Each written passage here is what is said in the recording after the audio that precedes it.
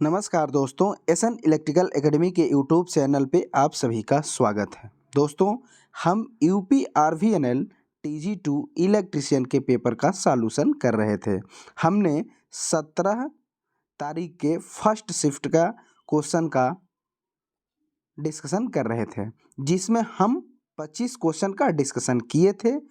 उसी से आगे यानी 26 नंबर क्वेश्चन से हम इस वीडियो को स्टार्ट करते हैं और इसको हम 50 तक ले जाएंगे। यानी इस वीडियो में भी मैं 25 क्वेश्चन को डिस्कशन करूंगा। जो भी स्टूडेंट यूपी आरवीएनएल टीजी2 की तैयारी करने वाले हैं और वो इलेक्ट्रीशियन ट्रेड से हैं, तो इन क्वेश्चनों को अच्छे से देखें, क्योंकि ये प्रीवियस ईयर का क्वेश्चन है और फिलहाल जो 2021 में पेपर हुए थे वही पेपर हमने लिया हुआ है। 26 नंबर क्वेश्चन कहा जा रहा है कि ओम का नियम कहता है कि परिपथ धारा डॉट डॉट के व्युत्क्रमानुपाती होती है। तो ओम का नियम जो है वह R = V/I होता है। अब इसी को हम दूसरे तरीके से लिखें तो I = V/R होता है। तो इसमें हम देख रहे हैं कि करंट जो है वो वोल्टेज के समानुपात में है, लेकिन रजिस्टेंस जो है और ये करंट और रजिस्टेंस आपस में व्युत्क्रमानुपाती के संबंध में है। यहाँ क्वेश्चन भी पूछा है कि धारा डॉट डॉट के साथ व्युत्क्रमानुपाती होती है, यानी किसके साथ व्युत्क्रमानुपाती होती है, तो रजिस्टेंस के साथ होती है, जो कि ऑप्शन नंबर ए में दिया हुआ है प्रतिरोध। इसलिए ऑप्शन नंबर ए सही हो जाएगा। इसी क्वेश्चन में यदि वोल्टेज और करंट के बीच पूछता तो यह जो होता वो समानुपाती का होता। अब कहा जाता है कि ओम का नियम सभी कंडक्टिव मटेरियल पर ही लागू होता है, और ये लागू करने की शर्त जो होती है, किसी भी कंडक्टर में करंट फ्लो और इस कंडक्टर के सिरों पर उत्पन्न विभवांतर के समानुपाती होती है। अर्थात ओम का जो ग्राफ बनता है करंट और वोल्टेज के बीच में वो लीनियर होता है, रेखीय होता है। कहने का मतलब है कि वोल्टेज और करंट एक रेशियो में बढ़ते हैं। अगला जो क्वेश्चन है 27 नंबर, इसमें कहा जा रहा है कि what is the working principle of two winding transformer. Two winding transformer का फंक्शन क्या होता है। तो टू वाइंडिंग ट्रांसफार्मर जैसे ये, तो कोर के आधार पर ट्रांसफार्मर तीन प्रकार के होते हैं। तीन प्रकार के, core type transformer, shell type transformer और बेरी टाइप ट्रांसफार्मर होते हैं। तो जब प्राइमरी वाइंडिंग इसे हम किसे कहते हैं, तो जो सप्लाई से कनेक्ट होती है इसे प्राइमरी वाइंडिंग कहते हैं, और जो कंज्यूमर यानी लोड से कनेक्ट होती है उसे हम सेकेंडरी वाइंडिंग कहते हैं। तो जब सेकेंडरी वाइंडिंग से फ्लक्स प्राइमरी वाइंडिंग से फ्लक्स सेकेंडरी वाइंडिंग में जब लिंक करता है तो वो म्यूचुअल इंडक्शन होता है, जो कि ऑप्शन नंबर ए में दिया हुआ है। और इसमें टू वाइंडिंग का ही पूछा था। तो टू वाइंडिंग में यानी प्राइमरी से सेकेंडरी में इंड्यूस्ड फ्लक्स ईएमएफ है किसके आधार पे होता है, तो म्यूचुअल इंडक्शन के आधार पे होता है। इसलिए ऑप्शन नंबर ए सही हो जाएगा। लेकिन अगर सिंगल कोर की बात करता है, यानी सिंगल कोर बोलने को है लेकिन उसमें दोनों वाइंडिंग होती है, प्राइमरी और सेकेंडरी दोनों वाइंडिंग होती है, उसको हम अलग नहीं कर सकते। जैसे ऑटो ट्रांसफार्मर, तो ऑटो ट्रांसफार्मर जो होगी उसकी प्राइमरी और सेकेंडरी दोनों एक ही पर होगी, उसको हम अलग नहीं कर सकते हैं। जैसे में ऑटो ट्रांसफार्मर, तो ऑटो ट्रांसफार्मर की जो दोनों वाइंडिंग होती है वो एक पर ही की जाती है, पहले प्राइमरी होती है और सेकेंडरी होती है। तो इस टाइप के ट्रांसफार्मर किस सिद्धांत पे काम करेंगे, किस प्रिंसिपल पे काम करेंगे, तो इंडक्शन के आधार पे, यानी वो उनका जो होगा वो सेल्फ इंडक्शन होगा। तो आप याद रखिएगा, स्पेशली यदि ऑटो ट्रांसफार्मर का प्रिंसिपल पूछे तो वो सेल्फ इंडक्शन होगा, और बाकी कोई भी ट्रांसफार्मर की बात करें तो वो म्यूचुअल इंडक्शन होगा। फिलहाल यहाँ टू वाइंडिंग का कहा था इसलिए म्यूचुअल हो जाएगा। अब इसमें 2 नंबर ऑप्शन पे दिया हुआ है लेंज नियम। लेंज नियम पे किस प्रिंसिपल पे काम होता है, कौन सी मशीन काम करती है, तो जितनी भी सिंगल फेज मशीनें हैं वो सभी के सभी लेंज के नियम पे काम करती है। और डीसी मोटर को आप जानते हैं फ्लोमिंग के बाएं हाथ के नियम पे लागू होता है।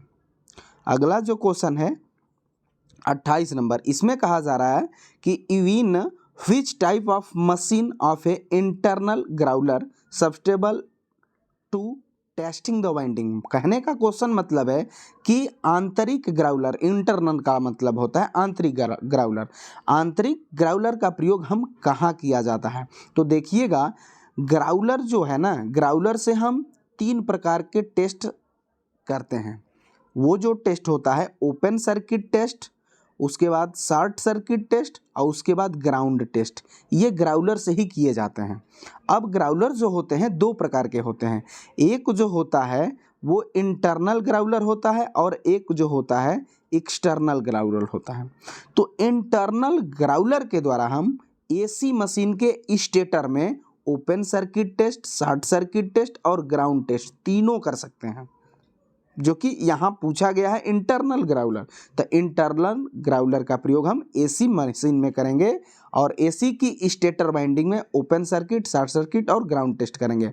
इसीलिए ऑप्शन नंबर 4 नंबर हो जाएगा कि एसी मोटर स्टेटर वाइंडिंग।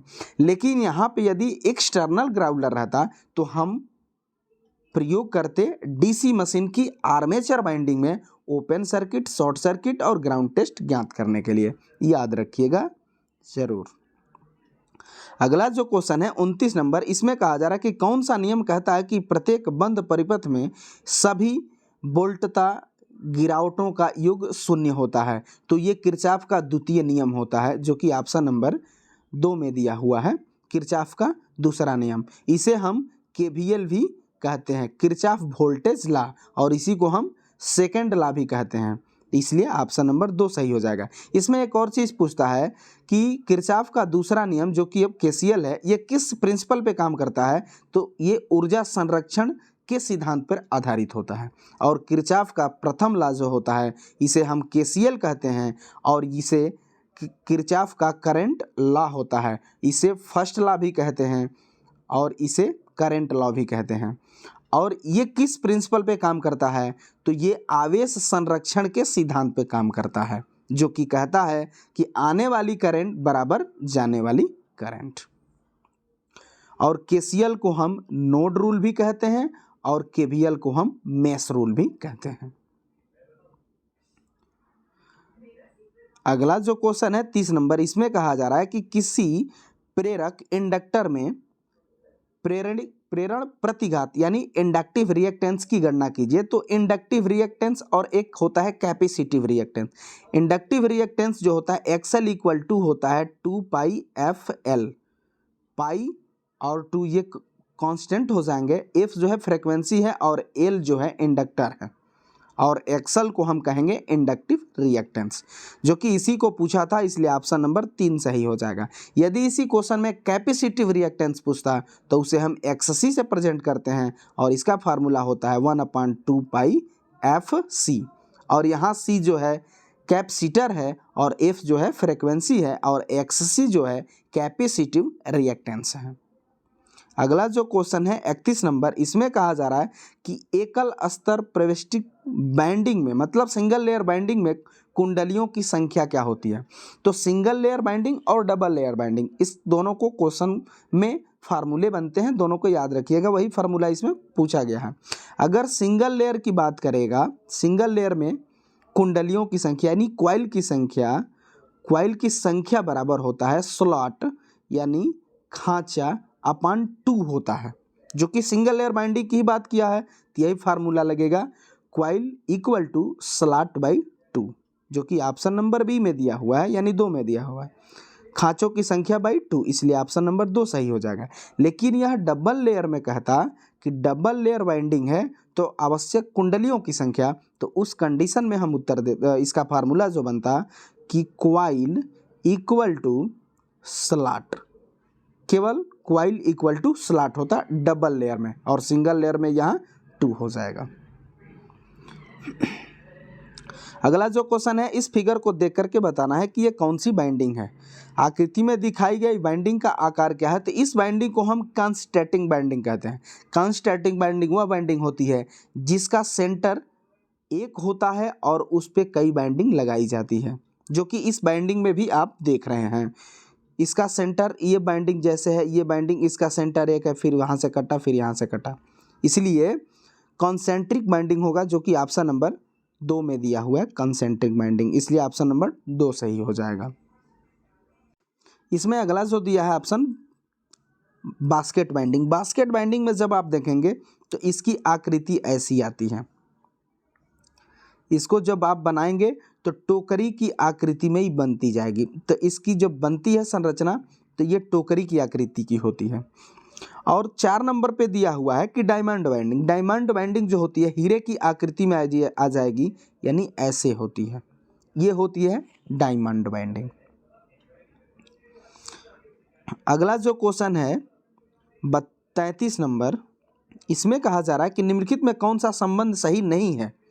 तो इसमें जो है बी जो है फ्लक्स डेंसिटी होती है, और म्यू जो है चुंबकशीलता यानी परमिएबिलिटी होती है, और एच जो है चुंबक सामर्थ्य कहिए या चुंबकीय बल कहिए। तो इसका main formula mu equal to होता है B/H होता है। तो यहाँ से जब आप पहले को बनाइएगा, ये कह रहे कौन सही नहीं है, नहीं पूछा है, तो यहाँ से H का जब आप मान निकालिएगा तो H इक्वल टू क्या हो जाएगा B/म्यू, यानी पहला तो सही हो जाएगा। दूसरा जब निकालेंगे B का मान निकालेंगे तो इसमें गुणा हो जाएगा, तो ये बन जाएगा B equal to mu H, दूसरा भी सही हो जाएगा। तीसरा जो है वो म्यू इक्वल टू H/B कह रहा है, जो कि यही गलती है। अब देखिए ये आयोग जो दिया हुआ है 4 ऑप्शन सही कर रहा है। अब इसको देख लीजिए, म्यू इक्वल टू B/H, ये तो मेन फार्मूला हम लिखे थे, यानी ये भी सही है। ये आयोग का गलती है कि 4 नंबर ऑप्शन सही किया हुआ है, सही है, लेकिन ये कह रहा है कि गलत सही नहीं है। तो ये भी सही है, ये भी सही है और ये भी सही है। गलत 3 नंबर ऑप्शन है, जो कि उस टाइम इस पर ऑब्जेक्शन लगा था। आप याद रखिएगा, अगर गलत है तो सी नंबर यानी 3 ऑप्शन सही है। उम्मीद करेंगे कि ये आपको समझ में आया होगा। अगला जो क्वेश्चन है 34 नंबर, इसमें कहा जा रहा है कि निम्नलिखित में कौन सा सार्वत्रिक मोटर का लाभ नहीं है, यानी यूनिवर्सल मोटर का लाभ नहीं है। तो यूनिवर्सल मोटर जो होती है वो AC और DC पर ऑपरेट हो जाती है, ये सबसे उसका बेस्ट एडवांटेज होता है। लेकिन इसमें कह रहा है कि कौन सा एडवांटेज नहीं है, लाभ नहीं है। तो देखिए ऑप्शन नंबर ए जो है कि फील्ड टैप्ड मेथड, देखिए इसमें यूनिवर्सल मोटर को हम फील्ड को टैपिंग करके इसकी फील्ड स्पीड को कंट्रोल कर सकते हैं, तो ये इसका लाभ होता है। दूसरा जो है DC और AC आपूर्ति पर संचालित किया जा सकता है, तो ये भी इसका लाभ होता है। और यूनिवर्सल मोटर है, सर्वात्रिक मोटर है, तो वो DC सीरीज मोटर के समान होती है, जो कि हाई स्टार्टिंग टार्क होता है। तो जो 4 नंबर पे दिया हुआ है कि बहुत प्रारंभिक टार्क विकसित करती है, तो ये भी इसका लाभ है। लेकिन 3 नंबर पे जो दिया हुआ है कि यह बहुत तेज गति से संचालित हो सकती है और एयर नॉइस मौजूद होता है, ये इसका एडवांटेज नहीं होता है, इसलिए ऑप्शन नंबर 3 सही हो जाएगा। अगला जो क्वेश्चन है 35 नंबर, कह रहा है कि the resistivity of a conductor depend on it's, मतलब विशिष्ट प्रतिरोध जिसे हम प्रतिरोधकता कहते हैं वो किस पे डिपेंड करता है। मैंने इसका फार्मूला देखिए, R इक्वल टू होता है ρL/A। अब इसमें जो पूछा जा रहा है तो ये तो रजिस्टेंस है, ये लंबाई है कंडक्टर की और ये कंडक्टर के अनुप्रस्थ काट का क्षेत्रफल है A, यही है विशिष्ट प्रतिरोध या इसी को हम प्रतिरोधकता कहते हैं और इंग्लिश में रजिस्टिविटी कहते हैं। तो ये जो होता है, कोई भी कंडक्टर जब तैयार किया जाता है तो उसके केवल ये मटेरियल पे डिपेंड करता है। जैसे एल्युमिनियम का है तो एल्युमिनियम का स्पेसिफिक रजिस्टेंस अलग होगा, कॉपर का अलग होगा, चांदी का अलग होगा, तो ये केवल मटेरियल पर डिपेंड करता है, इसलिए ऑप्शन नंबर 3 सही हो जाएगा। न रजिस्टेंस पर डिपेंड करेगा, न लंबाई पर डिपेंड करेगा, न क्षेत्रफल पर डिपेंड करेगा, याद रखिएगा। इसका एग्जामों में, कंपटीशन एग्जाम में इसका मात्रक भी पूछा जाता है, तो इसके मात्रक को आइए हम बताते हैं कैसे बनाएंगे।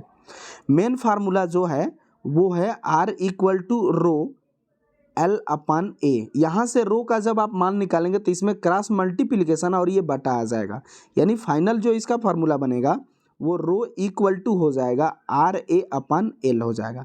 और रजिस्टेंस का मात्रक ओम होता है और क्षेत्रफल का SI मात्रक मीटर स्क्वायर अपन लंबाई का मीटर। 1 मीटर से 1 मीटर मार दिया जाएगा तो ये क्या बचेगा, ओम, और यहाँ 1 मीटर, यानी विशिष्ट प्रतिरोध का मात्रक जो हुआ ओम इंटू मीटर हुआ।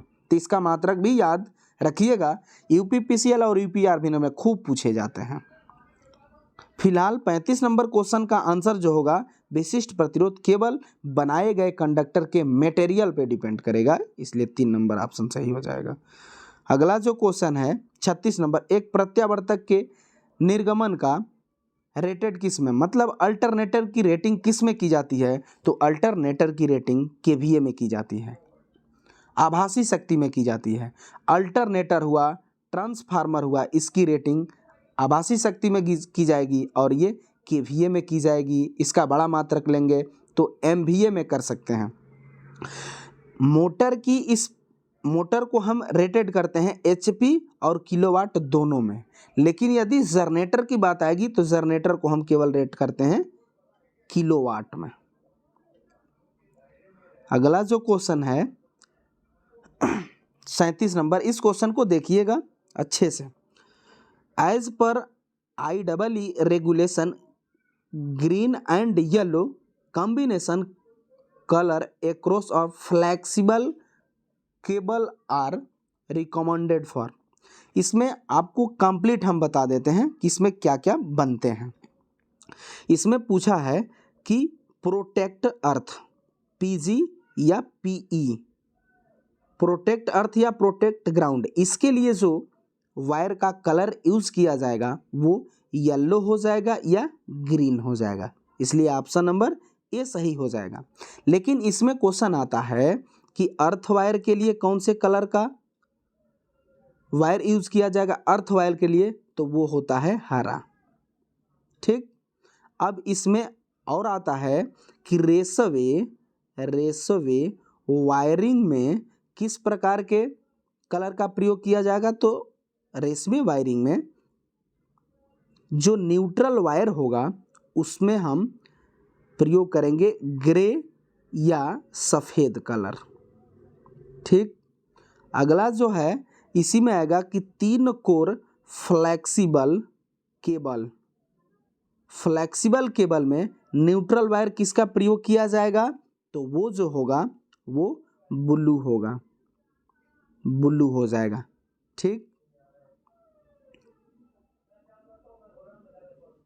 और एक इसमें है कि सिंगल कोर केबल में फेज वायर किसका बनेगा। ये UPPCL का क्वेश्चन है कि सिंगल कोर केबल में फेज वायर किसका बनता है, तो वो बनता है ब्राउन में। इसको याद रखिएगा कंप्लीट। इतने ही फैक्ट पूछे जाते हैं जो कि होता है अर्थ वायर का, उसके बाद प्रोटेक्ट ग्राउंड का, रेसवे वायरिंग का, 3 कोर फ्लेक्सिबल केबल का और सिंगल कोर में फेज वायर का। उम्मीद करेंगे कि ये आपको समझ में आया होगा। अगला जो क्वेश्चन है 38 नंबर, इसमें कहा जा रहा है कि a unique fact of a wire bound resistance is will. Wire bound resistance का प्रयोग कहाँ किया जाता है, तो रेजिस्टेंस जो होते हैं वो 2 प्रकार के होते हैं, एक कार्बन रेजिस्टेंस होता है, एक वायर बाउंड रेजिस्टेंस होता है। कार्बन रेजिस्टेंस जो तैयार किए जाते हैं कार्बन और ग्रेफाइट के मिश्रण से तैयार किए जाते हैं और इसको हम किसी अचालक कंडक्टर पे लपेट करके बनाते हैं। वायर बाउंड रजिस्टर जो होते हैं वो मैग्नीन या यूरेका को वायर को हम बेकेलाइट, सेरामिक या चीनी मिट्टी पे बाउंड करके बनाते हैं। तो इसमें फ़र्क ये होता है कि कार्बन रेजिस्टेंस जो होते हैं ये लो कैपेसिटी में डिज़ाइन किए जाते हैं, यानी इनकी जो पावर क्षमता होगी वो कम होती है और वायर बाउंड रेजिस्टेंस की जो पावर क्षमता होती है वो अपेक्षाकृत कार्बन से ज़्यादा होती है। तो यहाँ जो कहा है कि स्मॉल साइज नहीं होता है, लो पावर रेटिंग ये भी नहीं होता है, लो कास्ट ये भी नहीं होता है। वायर बाउंड रेजिस्टेंस की जो विशेषता होती है इसकी हाई स्टेबिलिटी होती है, यानी हाई पावर रेटिंग होती है इसकी, इसलिए ऑप्शन नंबर 4 सही हो जाएगा। अगला जो क्वेश्चन है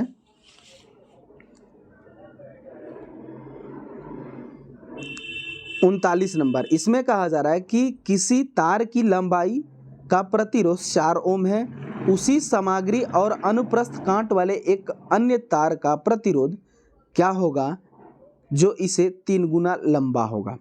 तो ये फार्मूला जो है R = ρl/a, यहाँ पे हम देख रहे हैं कि लंबाई, इस क्वेश्चन में जब कहा कि इसकी लंबाई को 3 गुना किया जाए तो आप रेजिस्टेंस और लंबाई का रिलेशन देख रहे हैं वो समानुपाती का है, यानी हम इसको ऐसे भी लिख सकते हैं R समानुपाती L।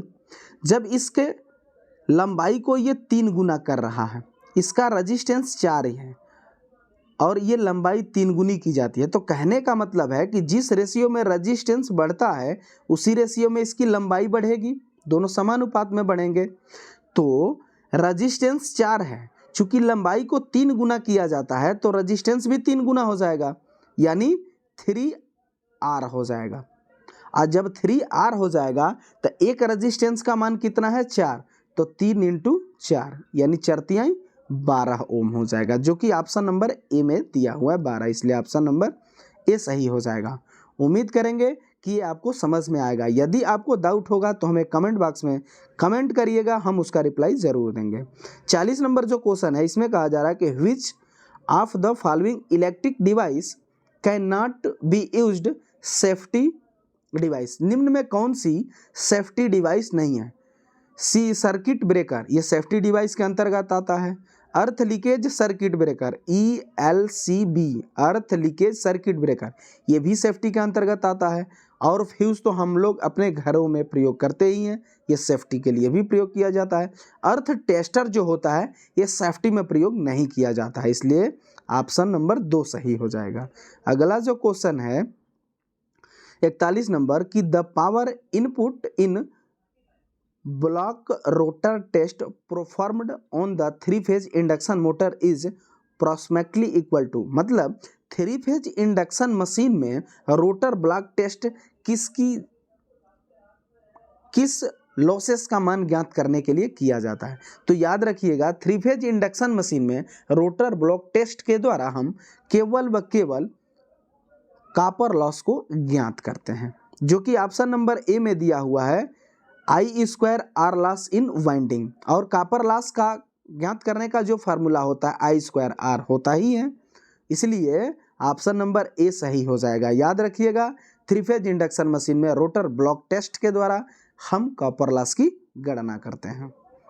अगला जो क्वेश्चन है 42 नंबर, इसमें कह रहा है कि मंद गति संचालन यानी inching operation co dot dot भी कहा जाता है, इंचिंग ऑपरेशन को हम जॉगिंग भी कहते हैं, यानी ऑप्शन नंबर 2 में दिया है जॉगिंग, इसलिए ऑप्शन नंबर 2 हो जाएगा।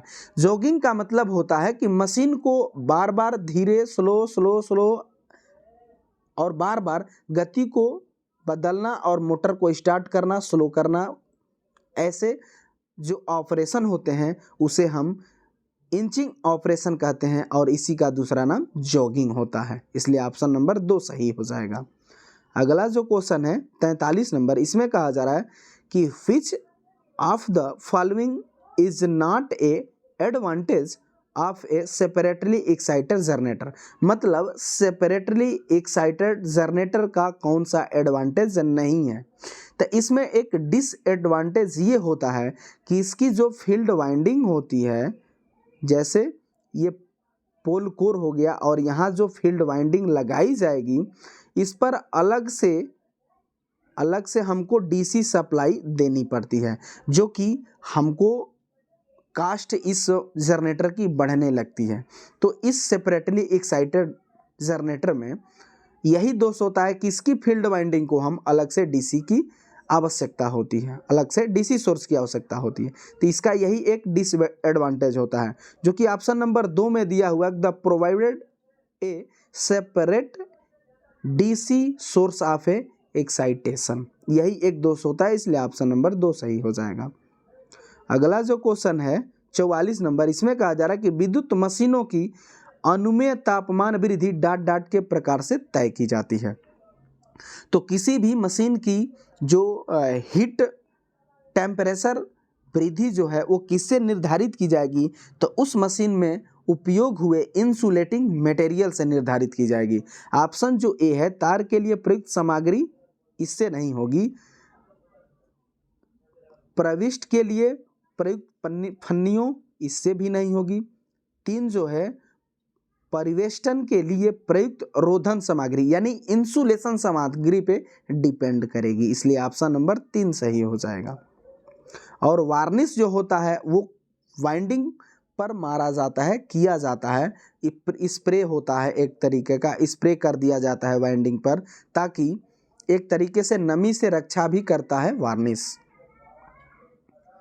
अगला जो 45 नंबर क्वेश्चन है कि घूर्णी क्षेत्र प्रकार के प्रत्यावर्तक के लिए निम्नलिखित में से किस भाग के लिए किया जाता है। मतलब कि अगर कोई प्रत्यावर्तक यानी अल्टरनेटर, कोई अल्टरनेटर है और उसका घूर्णीय फील्ड, उसका घूर्णीय है यानी फील्ड उसका मूवेबल है, तो हम आउटपुट की सप्लाई किस पार्ट से लेंगे। तो आप जानते भी होंगे कि अल्टरनेटर में या मशीन के थ्रू आप देखेंगे कि 2 पार्ट मुख्य रूप से होते हैं, एक स्टेटर होता है और एक रोटर होता है। तो घूर्णीय फील्ड वाइंडिंग के अंतर्गत हम आउटपुट अगर सप्लाई दे रहे हैं तो वो स्टेटर वाले पार्ट से दिया जाता है, जो कि ऑप्शन नंबर ए में दिया हुआ है स्टेटर पार्ट, इसलिए ऑप्शन नंबर ए सही हो जाएगा। अगला जो क्वेश्चन है 46 नंबर, इसमें कहा जा रहा है कि you have to change the defective motor of an electric motive which type of motor bound your choice. मतलब कहा जा रहा है कि इलेक्ट्रिक लोकोमोटिव यानी रेलवे इंजनों में किस प्रकार के मोटर का उपयोग किया जाता है। ये खूब पॉपुलर क्वेश्चन है कि इलेक्ट्रिक ट्रेन में किस प्रकार के मोटर का उपयोग किया जाता है। तो वो मोटर जो होता है डीसी सीरीज मोटर होता है, जो कि ऑप्शन नंबर ए में दिया हुआ है डीसी सीरीज मोटर, इसलिए ऑप्शन नंबर ए सही हो जाएगा। अगला जो क्वेश्चन है 47 नंबर, इसमें कहा जा रहा है कि इन्वर्टर का निम्नलिखित में से क्या कार्य होता है। इन्वर्टर का जो काम होता है वो डीसी सप्लाई को एसी सप्लाई में कन्वर्ट करने का काम होता है। ऑप्शन जो ए दिया है डीसी वोल्टता को उच्च डीसी वोल्टता में, ये चोपर का काम होता है। बी जो है डीसी वोल्टेज को एसी वोल्टेज में बदलना, यानी ऑप्शन नंबर ए सही हो जाएगा। अगला जो क्वेश्चन है 48 नंबर, ये वाइंडिंग चैप्टर से है कि what is the formula to calculate the pitch factor of winding. Pitch factor का फार्मूला क्या होता है। तो पिच फैक्टर इक्वल टू होता है वाइंडिंग पिच बटा पोल पिच, जो कि ऑप्शन नंबर ए में दिया हुआ है कि pitch factor equal two winding pitch बटा पोल पिच, इसलिए ऑप्शन नंबर ए सही हो जाएगा। अगला जो क्वेश्चन है 49 नंबर, इसमें कहा रहा है कि एक बीओटी का फुल फॉर्म जो होता है BOT board of trade unit dot dot के बराबर होता है, यानी एक बीओटी इक्वल टू कितना होता है, तो 1000 वाट घंटा होता है, जो कि ऑप्शन नंबर ए में दिया हुआ है 1000 वाट घंटा, इसलिए ऑप्शन नंबर ए सही हो जाएगा। अगला जो क्वेश्चन है और ये अंतिम क्वेश्चन होगा 50 नंबर, इसमें कहा जा रहा है कि फेज वोल्टेज क्या होता है।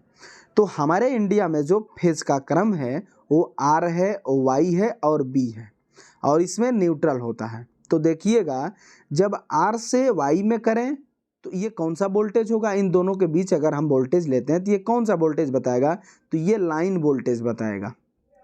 या फिर वाई बी के साथ ले लें तो ये भी लाइन वोल्टेज बताएगा, या आर बी के साथ ले लें तो ये भी लाइन वोल्टेज बताएगा। कहने का मतलब है कि जो फेज क्रम है हमारा आर वाई बी, इन तीनों में से 2 को परस्पर लेके अगर हम वोल्टेज ज्ञात करें तो वो जो वोल्टेज आएगा वो लाइन वोल्टेज आएगा। लेकिन यहाँ फेज वोल्टेज की बात किया है कि फेज वोल्टेज किसके दो राशियों के अंतर्गत आएगा, तो किसी इन तीनों फेजों में से ले लीजिए फेज क्रम को, और उसके साथ न्यूट्रल को जब आप इंक्लूड करेंगे तब वो फेज वोल्टेज बनेगा। यानी आर और एन के बीच जो वोल्टेज आएगी वो फेज वोल्टेज होगी, वाई एन के बीच जो वोल्टेज होगी फेज वोल्टेज होगी, बी और एन के बीच होगी वो फेज वोल्टेज होगी। उम्मीद करेंगे कि ये आपको क्वेश्चन समझ में आया होगा। तो दोस्तों इस वीडियो में मैं 50 क्वेश्चन को ही रखता हूँ। जब इसका मैं नेक्स्ट पार्ट लाऊंगा तो उस वीडियो में मैं 51 नंबर क्वेश्चन से डिस्कशन करूंगा, 51 नंबर क्वेश्चन से। फिलहाल इस वीडियो में बस इतने ही क्वेश्चन को रखते हैं। वीडियो को अच्छी लगे तो वीडियो को लाइक कीजिएगा और अपने दोस्तों में वीडियो को शेयर जरूर कीजिएगा। साथ ही साथ चैनल पे पहली बार आए हैं तो चैनल को सब्सक्राइब जरूर कीजिएगा, क्योंकि हम यूपी आरवीएनएल और यूपी पीसीएल टीजी2 के सभी क्वेश्चनों को इसी तरीके से डिस्कशन करेंगे। तो जो भी स्टूडेंट यूपी आरवीएनएल की तैयारी कर रहे हैं, जो कि फ़िलहाल वैकेंसी आई हुई है, तो वो इन क्वेश्चनों को देखें, जिससे आपको क्वेश्चन का लेवल पता चलेगा। तो इस वीडियो में बस इतना ही। तब तक के लिए बाय बाय, टेक केयर।